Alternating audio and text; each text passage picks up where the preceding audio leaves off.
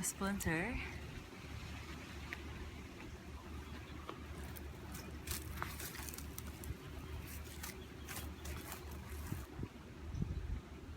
Okay. Life would have been quite another matter for them both if they had learned in time that it was easier to avoid great matrimonial catastrophes.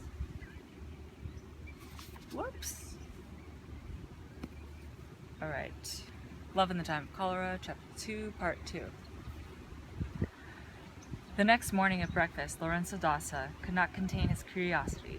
First, because he did not know what playing a single piece meant in the language of serenades, and second, because, despite the attention with which he had listened, he could not determine which house it had been intended for. Aunt Scholastica. With a sang-froid that took her niece's breath away, stated that she had seen through the bedroom curtains that the solitary violinist was standing on the other side of the park, and she said that in any event a single piece was notification of severed relations.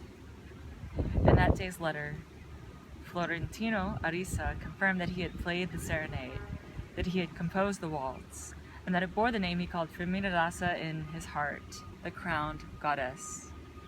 He did not play it in the park again, but on moonlit nights and places chosen so that she could listen without fear in her bedroom. One of his favorite spots was the Paupers' Cemetery, exposed to the sun and the rain on an indigent hill, where turkey buzzards dozed and the music achieved a supernatural resonance. Later he learned to recognize the direction of the winds, and in this way he was certain that his melody carried as far as it had to.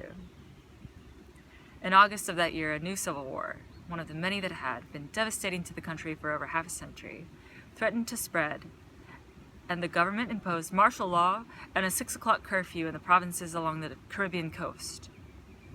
Although some disturbances had already occurred, and the troops had committed all kinds of retaliatory abuses, Florentino Arisa was so befuddled that he was unaware of the state of the world, and a military patrol surprised him one dawn as he disturbed the chastity of the dead with his amorous provocations. By some miracle he escaped execution, after he was accused of being a spy who sent messages in the key of G to the liberal ships marauding in nearby waters. "What the hell do you mean, a spy?" said Florentino Arisa. "I'm nothing but a poor lover." For 3 nights he slept with irons around his ankles in the cells of the local garrison. But when he was released, he felt defrauded by the brevity of his captivity, and even in the days of his old age, when so many other wars were confused in his memory, he still thought he was the only man in the city, and perhaps the country, who had dragged 5-pound leg irons for the sake of love.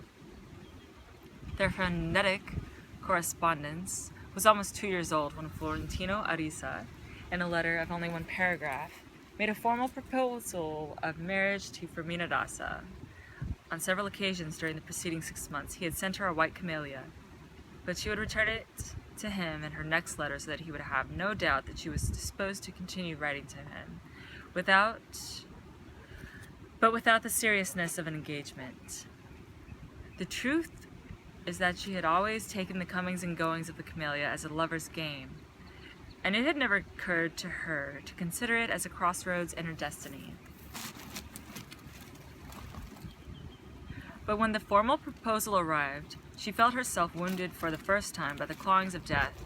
Panic-stricken, she told her Aunt Scholastica, who gave her advice with the courage and lucidity she had not had when she was 20, and was forced to decide her own fate.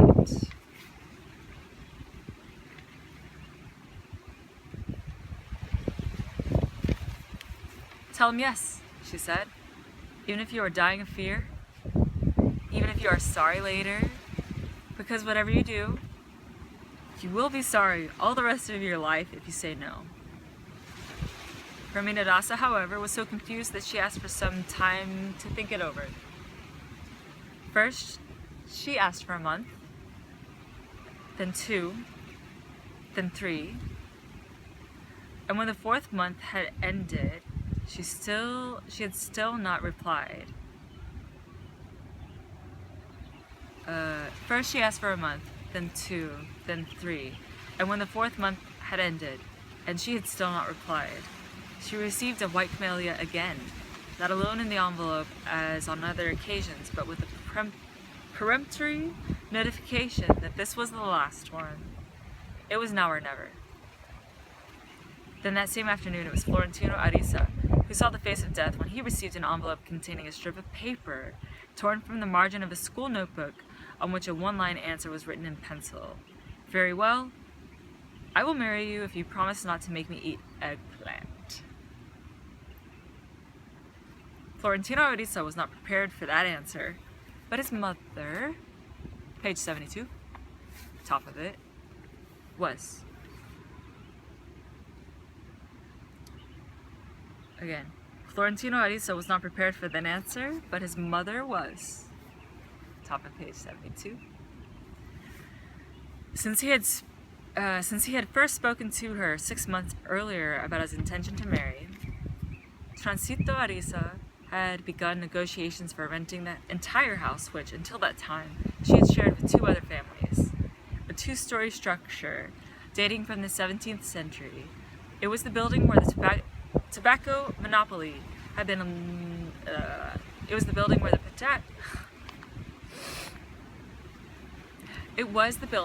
the tobacco monopoly had been located under Spanish rule, and its ruined owners had been obligated to rent it out in bits and pieces because they did not have the money to maintain it.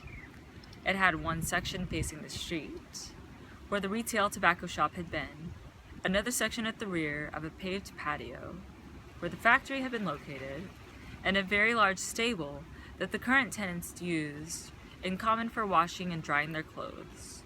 Transito Arisa occupied the first section, which was the most convenient and the best preserved, although it was also the smallest. The Notions store was in the old tobacco shop, with a large door facing the street, and to one side was the former storeroom, with only a skylight for ventilation, where Transito Arisa slept. The stockroom took up half the space that was divided by a wooden partition. In it were a table and 4 chairs, used for both eating and writing, and it was there that Florentino Arisa hung his hammock when Dawn did not find him writing.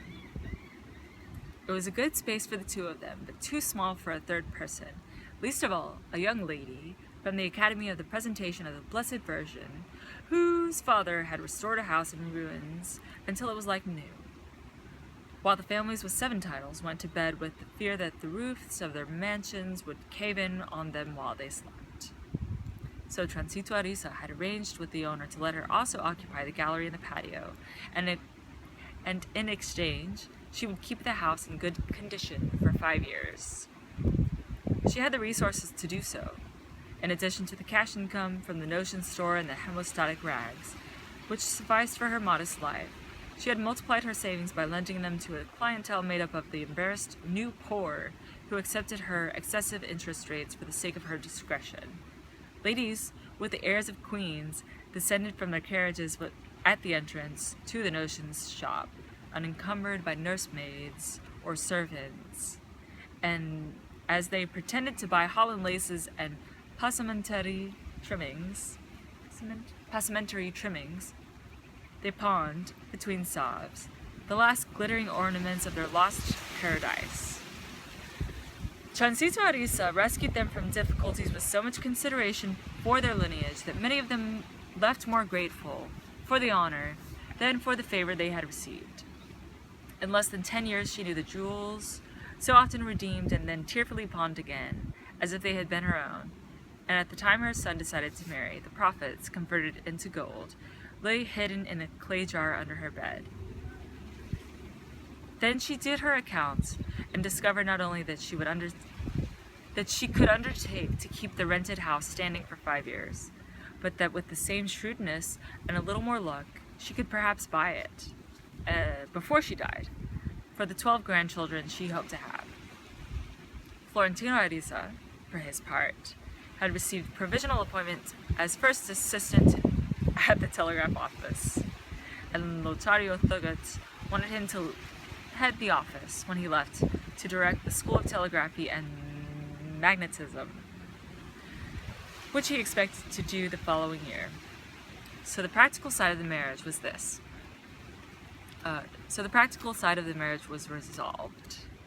Still, Transito Arisa thought that two final conditions were prudent. The first was to find out who Lorenzo Dassa really was. For though his accent left no doubt concerning his origins, no one had any certain information as to his identity and livelihood. The second was that the engagement be a long one so that the fiancés could come to know each other person to person, and that the strictest reserve be maintained until both felt very certain about their affections.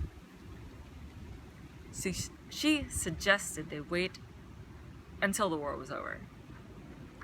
Florentino Arisa agreed to absolute secrecy, not only for his mother's reasons, but because of the hermeticism of his own character. He also agreed to the delay. But its terms seemed unrealistic to him, since in over half a century of independent life, the nation had not a single day of civil peace. The nation had not had a single day of civil peace. "We'll grow old waiting," he said. His godfather, the homeopathic practitioner, who happened to be taking part in the conversation, did not believe that the wars were an obstacle.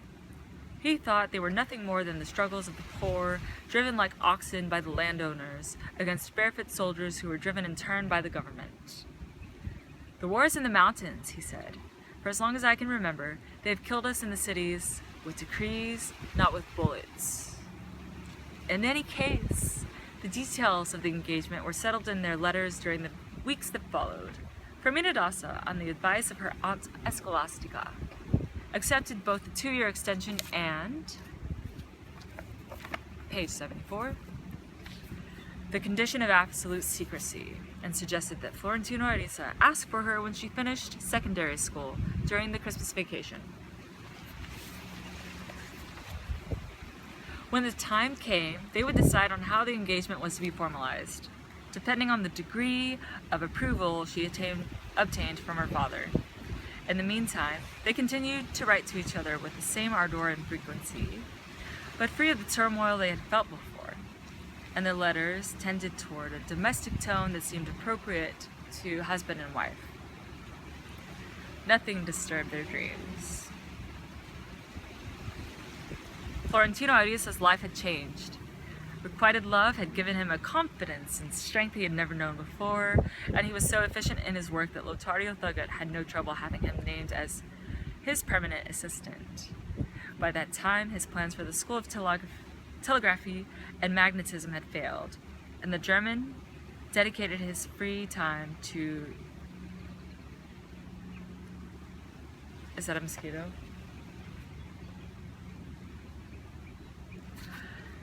Oh, man.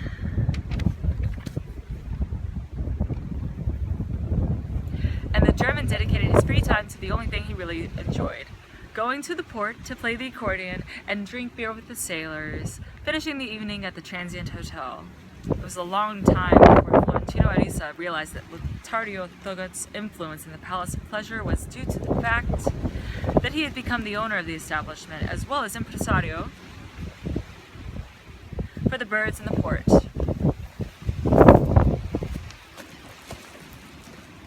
He had bought it gradually with the savings of many years, but the person who ran it for him was a little lean, one-eyed little man with a polished head and a heart so kind that no one understood how he could be such a good manager. But he was. At least it seemed that way to Florentino Arisa when the manager told him, without his requesting it, that he had the permanent use of a room in the hotel, not only to resolve problems of the lower belly whenever he decided to do so, but so that he could have at his disposal a quiet place for his reading and his love letters. And as the long months passed, until the formalizing of the engagement, he spent more time there than at the office or his house. And there were periods when Transito Arisa saw him only when he came home to change his clothes. Reading had become an insatiable vice, Ever since she had taught him to read, his mother had bought him illustrated books by Nordic authors, which were sold as stories for children, but in reality were the cruelest and most perverse that one could read at any age. When he was 5 years old, Florentino Ariza would recite them from memory, both in his classes and at literary evenings in the school, but his familiarity with them did not alleviate the terror they caused. On the contrary, it became acute, so that when he began to read poetry, by comparison, it was like finding an oasis. Even during his adolescence, he had devoured, in the order of their appearance, all the volumes of the popular library that Transito Ariza bought from the bargain booksellers at the Arcade of the Scribes, where one could find everything from Homer to the least meritorious of the local poets. But he made no distinctions. He read whatever came his way, as if it had been ordained by fate. And despite his many years of reading, he still could not judge what was good and what was not in all that he had read. The only thing clear to him was that he preferred verse to prose, and in verse he preferred love poems that he memorized without even intending to after the second reading, and the better rhymed and metered they were, and the more heart-rending, the more easily he learned them. They were the original source of his first letters to Fermina Daza, those half-baked endearments taken whole from the Spanish romantics, and his letters continued in that vein until real life obliged him to concern himself with matters more mundane than heartache. By that time he had moved on to tearful, serialized novels and other, even more profane prose of the day. He had learned to cry with his mother as they read the pamphlets by local poets that were sold in plazas and arcades for 2 centavos each. But at the same time he was able to recite from memory those most exquisite Castilian poetry of the Golden Age. In general, he read everything that fell into his hands in the order in which it fell, so that long after those hard years of his first love, when he was no longer young, he would read from first page to last the 20 volumes of the Young People's Treasury, the complete catalog of the Garnier Brothers classics in translation, and the simplest works that Don Vicente Blasco Ibanez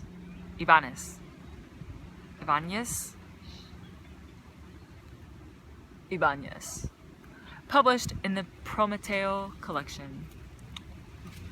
In any event, his youthful adventures in the transient hotel were not limited to reading and composing feverish letters, but also included his initiation into the secrets of loveless love. Life in the house began after noon, when his friends, the birds, got up as fair as the day they were born, so that when Florentino Ariza arrived after work, he found a palace populated by naked nymphs who shouted their commentaries on the secrets of the city, which they knew because of the faithlessness of the protagonists. Page 76. Many displayed in their nudity traces of their past, scars of knife thrusts in the belly, starbursts of gunshot wounds, ridges of the razor cuts of love, cesarean sections sewn up by butchers. Some of them had their young children with them during the day, those unfortunate fruits of youthful defiance or carelessness, and they took off their children's clothes as soon as they were brought in so that they would not feel different in that paradise of nudity. Each one cooked their own food, and no one ate better than Florentino Ariza when they invited him for a meal because he chose the best from each. It was a daily fiesta that lasted until dusk, when the naked women marched singing toward the bathrooms, asked to borrow soap, toothbrushes, scissors, cut each other's hair, dressed in borrowed clothes, painted themselves like lugubrious clowns, and went out to hunt the first prey of the night.